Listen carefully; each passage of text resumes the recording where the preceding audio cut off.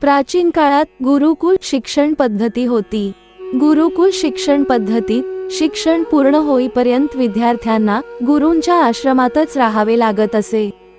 आश्रमात राहत असताना विद्यार्थ्यांना स्वतःची, आश्रमाची आणि गुरूंची सर्व कामे करावी लागत असे. यामुळे ते कामसू आणि स्वावलंबी बनत असत. या ठिकाणी सर्व विद्यार्थी सोबत राहत त्यांच्यात जातीपातीचा, श्रीमंती गरिबीचा कुठलाच भेद नसे. भारतात वैदिक काळापासून गुरुकुल अस्तित्वात होते. गुरु द्रोणाचार्य अर्जुन, द्रोणाचार्य एकलव्य, सांदीपनी, श्रीकृष्ण यांपासून ते निवृत्ती महाराज, ज्ञानेश्वर महाराजांपर्यंत गुरु शिष्यांची फार मोठी परंपरा या देशाला लाभलेली आहे. ही एक निस्वार्थ शिक्षण पद्धती होती. गुरुकुल हे पूर्णपणे लोकांनी आणि राजाने दिलेल्या देणगीवर चालत असे. यात गुरु कुठलीच अपेक्षा न ठेवता शिष्यांना ज्ञानदानाचे महान कार्य करायचे. ते शिष्यांकडून कोणतीच दक्षिणाही मागत नसत. शिष्याला वाटले तर तो त्याचे शिक्षण पूर्ण झाल्यावर त्याला जे द्यायचे असेल ते द्यायचा.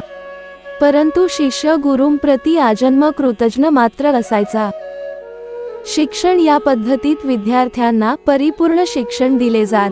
यात अनेक विद्या, मंत्र, तंत्र, अस्त्र शस्त्र, धर्मशास्त्र, अर्थशास्त्र, योगशास्त्र इत्यादी अनेक गोष्टींचे शिक्षण प्रशिक्षण दिले जात असे. शस्त्रांमध्ये त्यावेळी धनुष्यबाण, भाला, गदा, तलवार इत्यादी चालवण्याचे प्रशिक्षण येथे दिले जायचे. तर योगशास्त्रात ध्यानधारणा, योगासने, हठयोग, राजयोग यांचे प्रशिक्षण दिले जात असे. असे परिपूर्ण शिक्षण देण्याचा उद्देश हाच की गुरुकुलमधून शिकून बाहेर पडलेला विद्यार्थी एक पूर्ण पुरुष असावा. त्याच्या व्यक्तिमत्वाचा अष्टपैलू विकास व्हावा.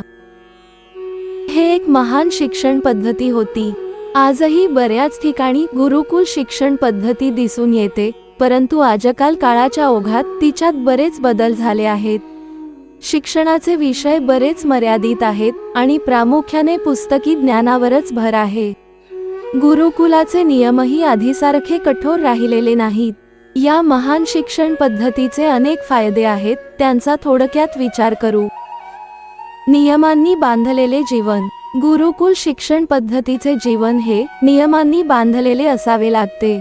सकाळी सूर्योदयापूर्वी उठणे, रोज स्नान करणे, ध्यान पूजापाठ करणे, अभ्यास करणे या सर्व गोष्टी गुरूंच्या देखरेखीखाली कराव्याच लागत असल्यामुळे विद्यार्थ्यांना या नियमबद्ध जीवनाची सवय लागत असे.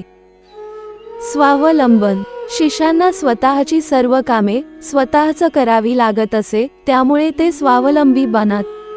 परावलंबी व्यक्ती स्वप्नातही सुखी होऊ शकत नाही असे रामायणात म्हटले आहे.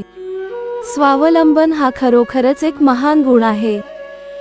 कष्टाची सवय. आश्रमात झाडलोट करणे, स्वयंपाकात मदत करणे, जंगलातून लाकडे आणणे, पाणी भरणे इत्यादी आश्रमात पडेल ते काम करण्याच्या सवयीमुळे मुले कामसू बनत. ते कष्टांना कधीही भीत नसे. रोजच्या भरपूर कष्टांमुळे त्यांचे शरीर निरोगी आणि सुदृढ बनत. ते शरीर त्यांना आयुष्यभर आपल्या कर्तव्याच्या पालनात मदत करीत असे. ब्रह्मचर्य पालन. आश्रमात राहत असताना शिक्षण पूर्ण होईपर्यंत सर्व शिष्यांना ब्रह्मचर्य पालन करावे लागत असे. ब्रह्मचर्य पालनामुळे मुले चारित्र्यवान आणि संयमी बनत. अशा प्रकारे एका चारित्र्य संपन्न समाजाची निर्मिती करण्याचे कामही गुरुकुल करीत असे. तर अशी ही गुरुकुल शिक्षण पद्धती सर्वांगाने सुंदर आणि महान होती. आज ती पूर्वीसारखी राहिली नाही, तरीही या पद्धतीचे काही फायदे आजच्या गुरुकुल पद्धतीतही होताना दिसून येतात. गुरुकुलमध्ये राहिलेली मुले थोड्याफार प्रमाणात तरी स्वावलंबी असतात. ती घरापासून दूर राहू शकतात. सकाळी लवकर उठणे, रोज स्नान करणे इत्यादी सारख्या काही चांगल्या सवयी त्यांना लागतात. जय श्री स्वामी समर्थ. मित्र हो, ही माहिती आवडल्यास आपल्या प्रियजनांना शेअर करायला विसरू नका. धन्यवाद.